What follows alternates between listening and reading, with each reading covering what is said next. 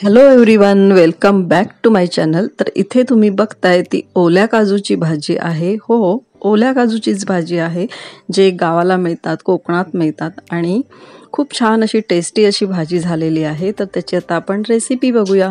तर इथे आहेत ओले काजू. तर हे ओले काजू सोलायचे कसे ते मी तुम्हाला दाखवते. इथे मी थोडे ओले काजू घेतलेले आहेत. तर ह्या ओल्या काजूवरती आपण एकदम गरम असं पाणी ओतायचं, कारण त्याला चीक असतो तर तो निघून जायला पाहिजे. म्हणून हे गरम पाण्यात, चांगल्या गरम पाण्यात भिजवून ठेवायचे थोडा वेळ आणि हे थोडा वेळ झाकून ठेवायचे साईडला, म्हणजे थोड्या वेळाने त्याचा चीक निघून जातो आणि सालं देखील व्यवस्थित निघतात. तर इकडे मी आता हे जेवढं थंड झालं आहे त्याच्यानंतर मी तुम्हाला दाखवते. ह्याची सालं बघा कशी व्यवस्थित निघत आहेत आणि खूप सगळा चीक वगैरे देखील ह्याचा निघून गेलेला आहे.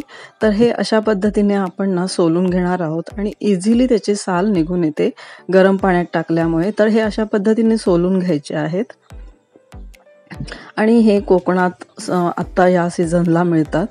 तर नक्कीच कोकणात गेलात तर तिकडे ओले काजू नक्कीच घ्या आणि ओल्या काजूची भाजी नक्की खा. तर ही खूप छान आणि टेस्टी अशी भाजी असते.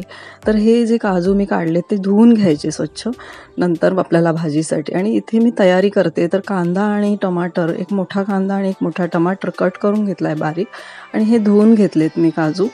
तर आता आपण इथे एक कढई ठेवूया गॅसवरती आणि त्याच्यामध्ये मी थोडंसं तेल टाकते आहे. तर आता आपण फोडणी करून घेणार आहोत आणि ही भाजी चवीला खूप छान होते. तर इथे मी रेस्टॉरंट स्टाईल तुम्हाला भाजी करून दाखवणार आहे.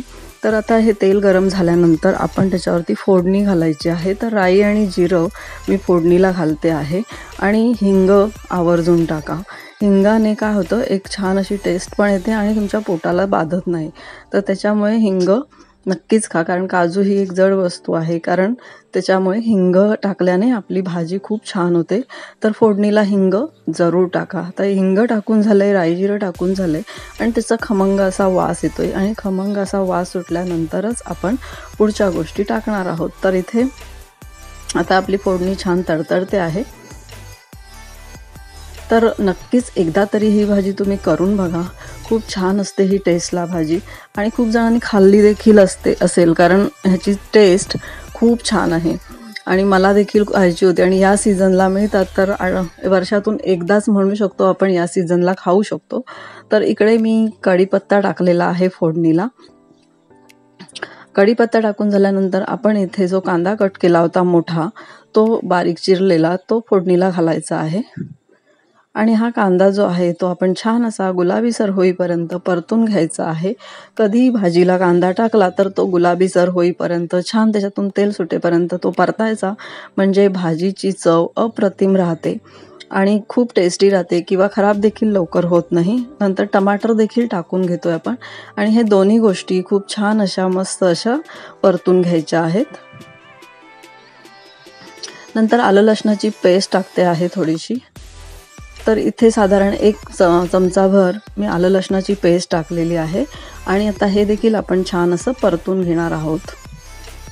तर तुम्ही बघू शकता आपला टमाटर आणि कांदा जो आहे तो शिजत आलाय आणि एकदम असं त्याच्यातून म्हणजे तेल सुटतंय. आता इथे मी मध्ये जागा करते, तर त्याच्यामध्ये आपण जो सिक्रेट इन्ग्रेडियंट आहे तो टाकणार आहे, तो म्हणजे बेसन. आणि बेसन हे आपण तिथे मध्ये भाजून घ्यायचं आहे. आणि बेसन हे ढाब्यावरच्या रेसिपीजमध्ये, रेस्टॉरंटच्या रेसिपीजमध्ये सर्रास वापरलं जातं.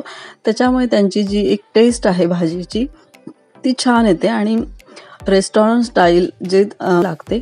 तर हे जे आहे असं छान भाजल्यानंतर असं मिक्स करून घ्यायचं आहे आणि छान परतून घ्यायचं आहे. त्याच्यानंतर आपण मसाले टाकणार आहोत. तर इथे 1 ते 1.5 चमचा मी लाल तिखट टाकते आहे, जे तिखटवाला आहे. नंतर हळद टाकली मी थोडीशी आणि हे छान असं आता परतून घ्यायचं आहे. नंतर धणाजिरा पावडर, गरम मसाला, हे सगळे मसाले आपण ह्याच्यामध्ये टाकून घेणार आहोत. गरम मसाला आवर्जून टाका. तो नसेल तर तुम्ही किचन किंग मसाला यूज करू शकता. तर आता हे छान असं आपण परतून घेतल्यानंतर थोडंसं पाणी टाकायचं आहे. कोणतेही मसाले शिजवताना नेहमी पाणी टाकावं, म्हणजे मसाले जळत नाहीत आणि छान शिजतात आणि त्याची टेस्ट भाजीला खूप छान येते. तर छान असं परतून झाल्यानंतर याला थोडीशी उकळी येऊ द्यायची आहे आणि आता तुम्ही बघू शकता थोडासा थिकनेस आलाय त्या ग्रेव्हीला. अगदी 1 चमचाभर जरी बेसन टाकलं तरी त्या भाजीला थिकनेस येणार आहे. आणि अजून एका वेगळ्या पद्धतीने करतात म्हणजे कांदा खोबऱ्याचं वाटण लावलं जातं. कांदा, खोबरा, आलं, लसूण, मिरची, कोथिंबीर पेस्ट हे सगळं वापरून ते केलेलं असतं. पण मी तुम्हाला या स्टाईलने दाखवते, म्हणजे रेस्टॉरंटची जी चव आहे ती तुम्हाला घेता येईल आणि तुम्हाला ही भाजी नक्कीच आवडेल. आणि करून देखील बघा जर कुणाकडे काजू असतील तर. आणि मार्केटमध्ये आता इझिली मिळतात हे काजू. तर आता जे मी काजू आहेत, ओले काजू आहेत, ते यामध्ये टाकते आहे सोललेले.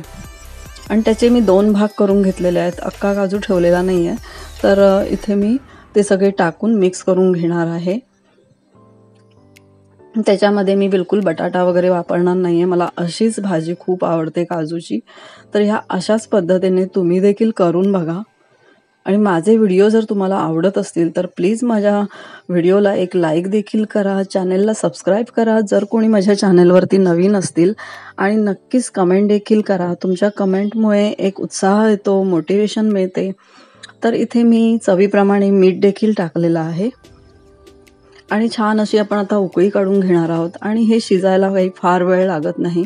तर काजू जे आहे ते पटकन शिजून जातं. तर इकडे उकळी येते आणि थोडंसं आपण 5 मिनिटासाठी झाकण ठेवणार आहोत.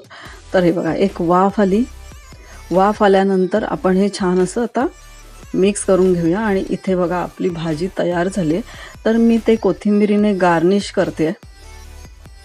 तर कशी वाटली ही काजूची रेसिपी तुम्हाला नक्कीच मला कमेंट करून सांगा. आणि खूप छान आणि टेस्टी झाली होती, एकदम अप्रतिम झाली होती, जशी की रेस्टॉरंट स्टाईल. आणि वरून नंतर तुम्ही क्रीम टाकू शकता. आणि मी क्रीम देखील टाकलेला आहे, पण झालं असं की तो व्हिडिओ स्किप झालेला आहे. तर नक्कीच तुम्ही क्रीम देखील ह्याच्यामध्ये ॲड करा, म्हणजे खूप छान लागेल. क्रीम नसेल तर तुम्ही दुधावरची साय देखील टाकू शकता. तर अशा पद्धतीने आपली ही काजूची भाजी तयार झालेली आहे. जर तुम्हाला हा माझा व्हिडिओ आवडला असेल तर प्लीज माझ्या चॅनलला सबस्क्राईब करा, व्हिडिओला लाईक करा आणि कमेंट देखील करायला विसरू नका. तर आजचा हा व्हिडिओ तुम्ही शेवटपर्यंत बघितला त्याबद्दल तुम्हा सर्वांचे खूप खूप धन्यवाद. Thank you so much.